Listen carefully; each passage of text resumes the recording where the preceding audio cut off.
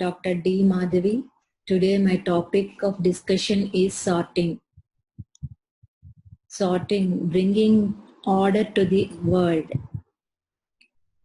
So the alphabets here you can see are arranged in ascending order as well as in descending order.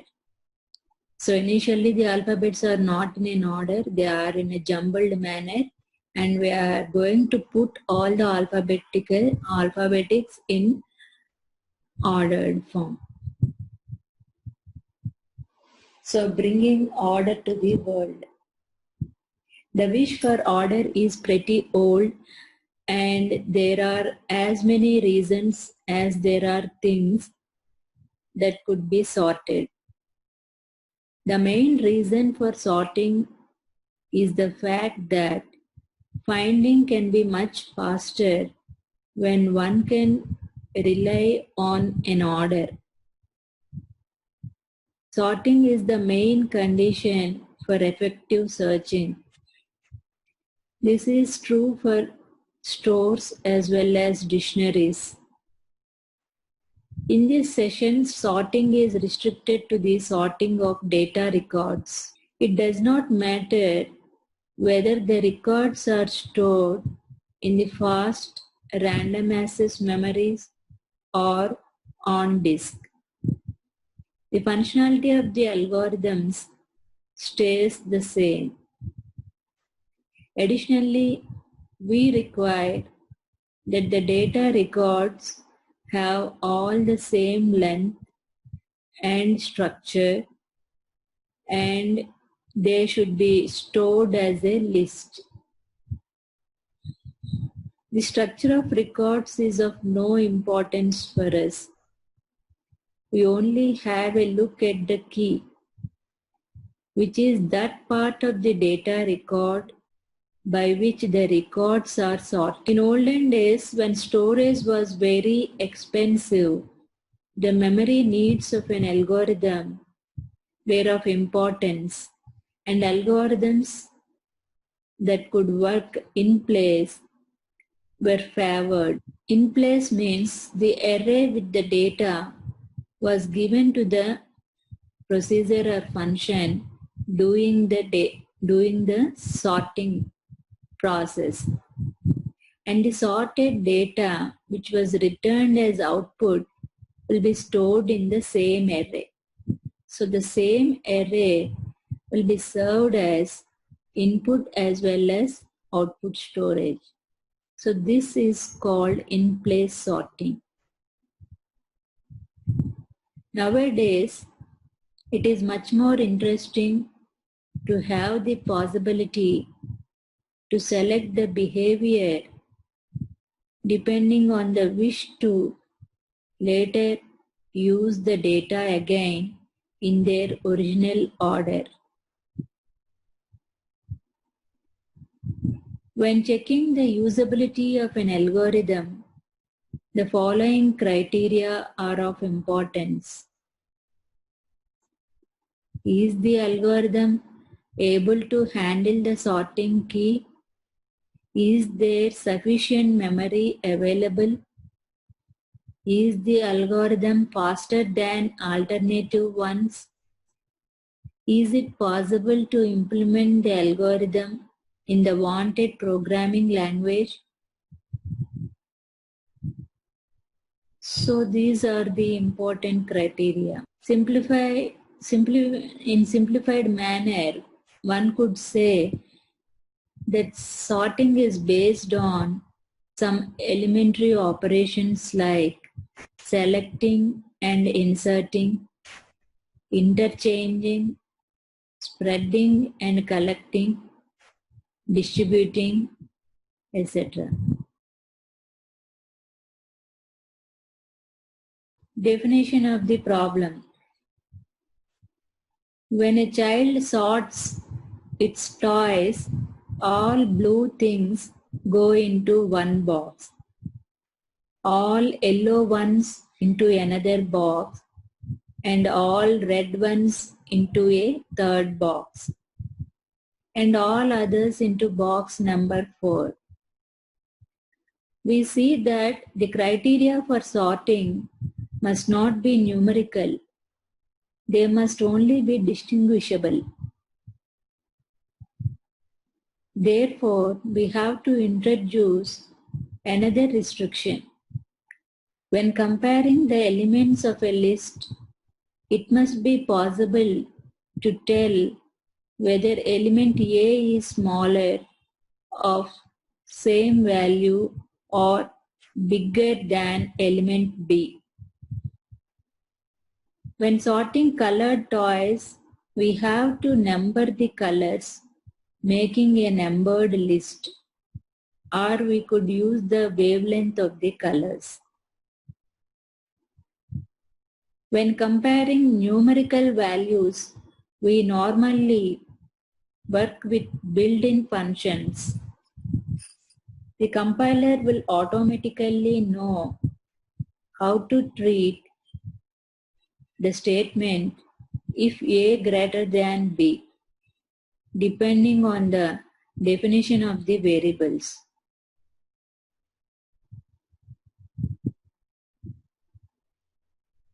For alphabetical order, we need to have a list with two columns.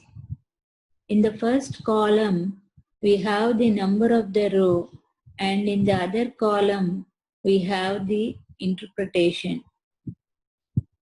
One of the most commonly used lists of this type is the ASCII table. What the computer does is not really an alphabetical sort. The sort is by position numbers.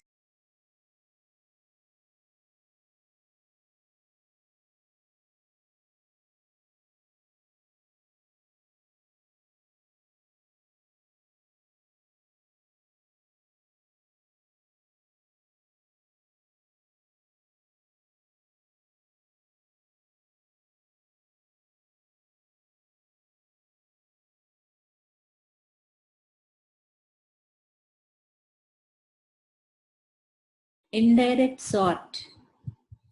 The time necessary for swapping data records can be reduced drastically when it is possible to maintain a list with references to the records and just to swap these references.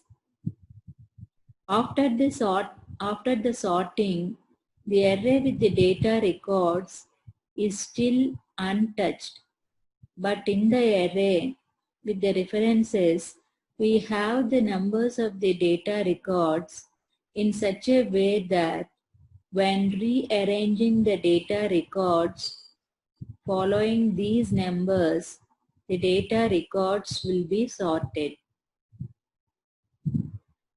The time necessary for this rearrangement increases in linear fashion, that is order of n, with the number of data records. Working with this indirect sort is indicated when the costs for swapping are high. That is, if the length of the data record is much longer than 4 bytes for an index. There is no problem to provide the additional memory. And the next aspect is stability.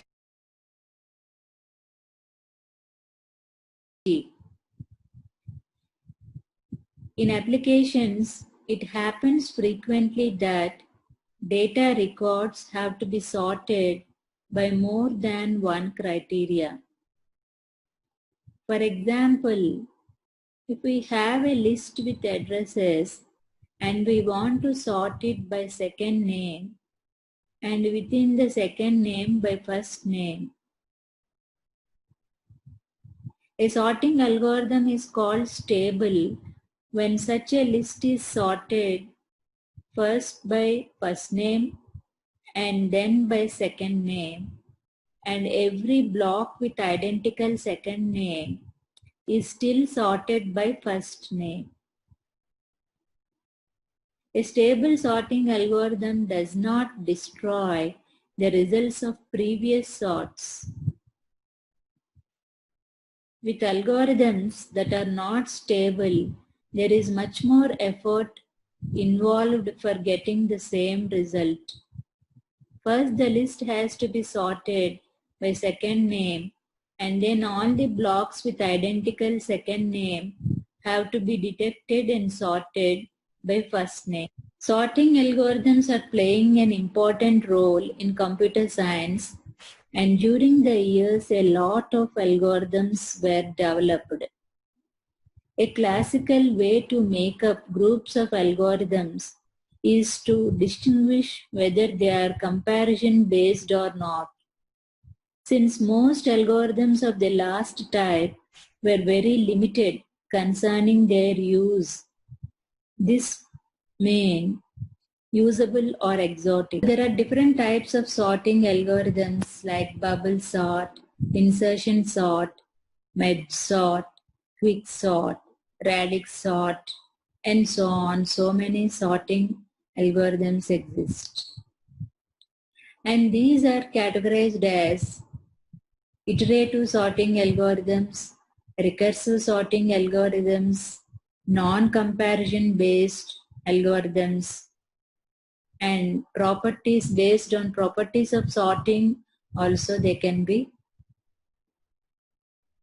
categorized. And we only consider sorting data in ascending order. Iterative sorting algorithms are comparison based.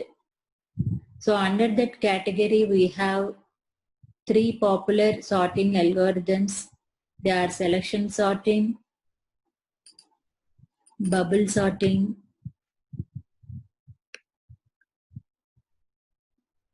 insertion sorting, and under recursive sorting algorithms, which are again based on comparison, we have two categories, that is merge sort and quick sort. And these also employ the strategy called divide and conquer. So these are divide and conquer strategy algorithms, both merge sort as well as quick sort. And then radix sort is non-comparison based. It depends on the relative position of the digit in a given number, and accordingly they will be sorted into various buckets. And then the other properties of sorting are, some are in place sorting and some are stable sorting algorithms. And then we compare various sorting algorithms. When an input is sorted, many problems become easy.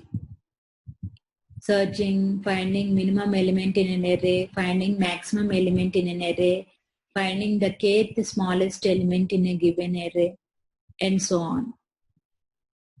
And sorting has a variety of interesting algorithmic solutions that embody many ideas.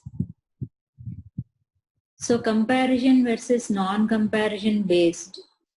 So comparison, you have all the selection sort, insertion sort, bubble sort, and non-comparison, you have the radix sort, iterative, and then recursive, merge sort, quick sort, divide and conquer, again merge sort, quick sort, and then you have the best, worst, average case bounds, the time complexity, and then randomized algorithms.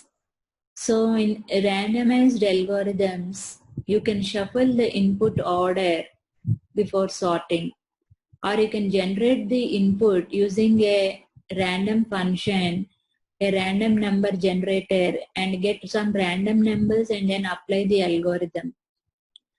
That can be done using insertion sort, and randomized quick sort is also there, wherein you can select the pivot by shuffling the elements every time. So that is called as randomized quick sort.